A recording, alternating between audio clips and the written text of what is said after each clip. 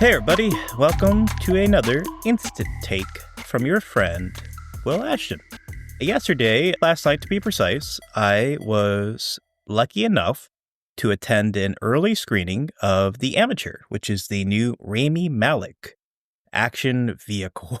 I don't think he's done anything really action-oriented. The only thing I can really think of off the top of my head is a supporting role in Need for Speed.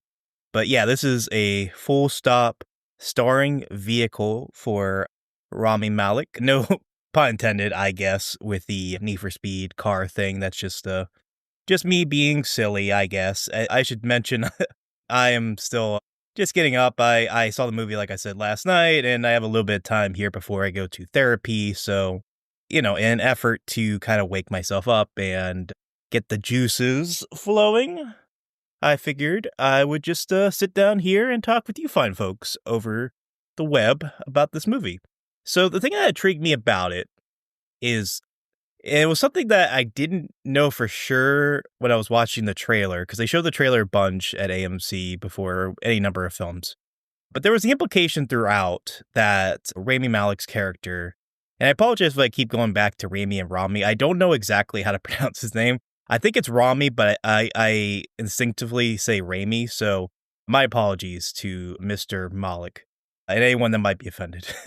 But in any case, it was implied, or at least suggested in the trailer, that this character was autistic. And, the general conceit of the film, it's kind of like a Death Wish by way of Jason Bourne kind of premise. It's your classic sort of vigilante story where, a straight-laced guy is put into an unspeakable tragedy when his wife dies, and he, seeks out vengeance to kill the assailants.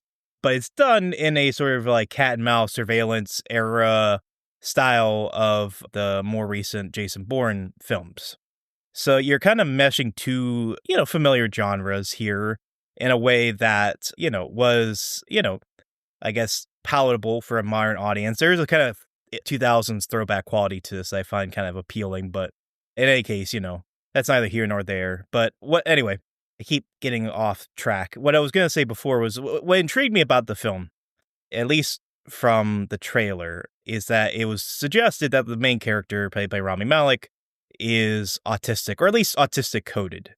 It was one of those things where I couldn't tell for the trailer exactly if that was what they were going for, but having seen the film, even though it's not said explicitly, I think it's heavily implied that his character is meant to be autistic.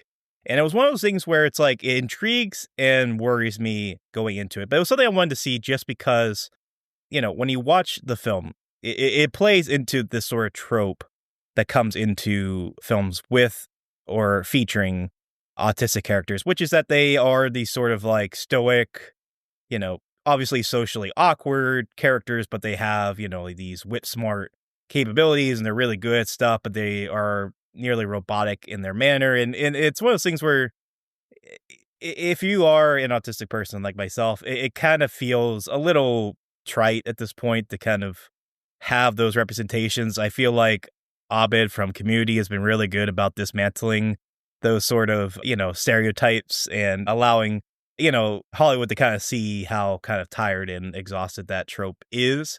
But the reason I was intrigued, at least on the onset and going into the film, and even watching the film, I should say, is because the inherent premise of the film, with it being called The Amateur and all, suggests that it will focus on his fallible qualities, which is the fact that, he is, very tech savvy. He is someone who is very efficient in the field. They make a point throughout the film to say that he is like built half the surveillance for the CIA, which is, no small feat.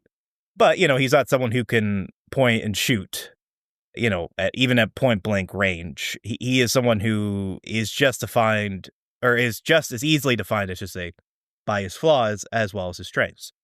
So I think that was an interesting idea, and I was really intrigued for the film to, kind of explore that push and pull. But I will say, watching the movie, and I'm not surprised by this, but, I was kind of hoping for the best going into it, that it is a fairly, standard cut and dry sort of vigilante film, which I have a soft spot for vigilante movies. So that's not really, a jab necessarily, but for someone like this as, a film that, like I already mentioned Death Wish and Jason Bourne, the rep afterwards was talking about Taken. There's they're all sort of number of films that, this movie feels beholden to in some respect or another. And I think that just kind of gets into what I find to be more frustrating than not about the film, which is that it is kind of a rote story. It does have some fun touches. I think probably the most entertaining is just the ways that Rami Malek's character is able to kind of get past his inhibitions and feel the rain on his skin. Like it's no, sorry, that was a joke on my end. And I should say one very annoying thing about this movie is that because his character is supposed to be suggested to be autistic, there's throughout the film these scenes where he's just like, "Is that humor?" As if he's like Spock in Star Trek or something. And it's like, yeah, I think people know what even autistic people know, humor most scenarios, and they don't say it like that, or whatever. So that annoyed me, but that's neither here nor there. You know, the the movie, shows him going to these elaborate lengths, which I think anyone who's watched the trailer will see to kind of, almost set up these like saw traps for these, murderer terrorists where it almost kind of puts their fate into their hands more or less, and I think two of them are shown the set pieces, I mean, are shown in the trailer. The other ones aren't, so I won't give them away. At least they're not in the trailer to my memory, so I won't give them away. But, there is one big set piece in the trailer involving this, like, above ground pool that's, like, on the top of this high-rise building, or connected, rather, I should say, to these two high-rise buildings. That's a pretty cool set piece. There's another involving, like, a box with a ticking bomb inside of it that's, like I said, very Jaw-esque in its design, and those are kind of fun, but I don't think they make the film necessarily. It's a type of stuff where, you know, I think if you're pitching the movie, I think they're kind of fun ideas. I think they're a little creative as far as this sort of film goes, but I think they also kind of demonstrate that this movie, you know, those few and far between sequences are the kind of the few sparks of inspiration that come in what's ultimately a kind of cookie cutter sort of story like this. And again, like I said, I mean, I think that would be maybe more agreeable if it wasn't kind of playing into these tropes I find to be, on the verge of offensive when it comes to portraying autistic characters, or at least autistic-coded characters in a film like this. I just find myself less willing to be agreeable to that sort of thing. And maybe that's me putting too much baggage on this film. I don't know, but I can only go into this with, my own perception of the film. But I should talk about some of the things I do like about the film. And I think a lot of it kind of comes down to the cast. I'm a little hit or miss on Rami Malek as an actor. I remember liking his portrayal of Freddie Mercury at the time. I feel like if I went back and watched it now, because I didn't like the film, I should say, and that sparked quite a big argument between John and I back in the day, if you want to go back and listen to the episode. But, I think time has not been especially kind in my memory to that film, and I imagine I wouldn't care for it as much. But, I watched like I think I watched 2 seasons of Mr. Robot, and he is really good in that show.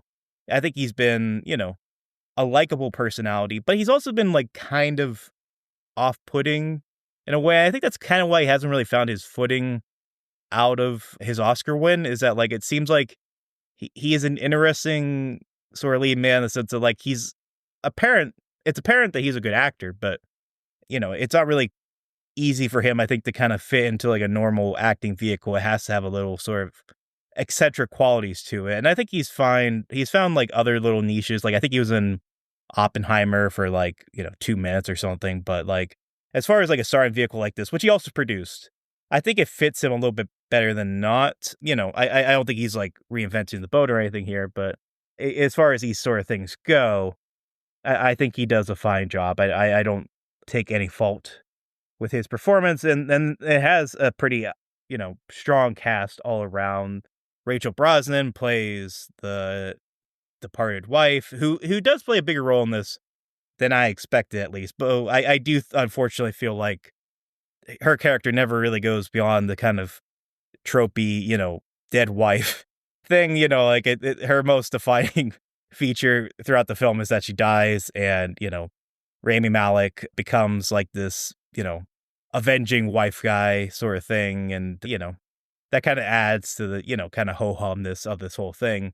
But anyway, I was talking about the cast. There's also Laurence Fishburne, who is, kind of in light Morbius training mode, but not all the way. He is bald in this, but, beyond that, he's not, offering red or blue pills here. He is a lot more grounded down there. Then he's always a likable screen presence, He's not hamming it up like in the John Wick movies, but, he is always a delight to watch. There's John Bernthal, who, again, is an actor, especially a supporting actor, who I tend to always enjoy whenever he pops up on screen.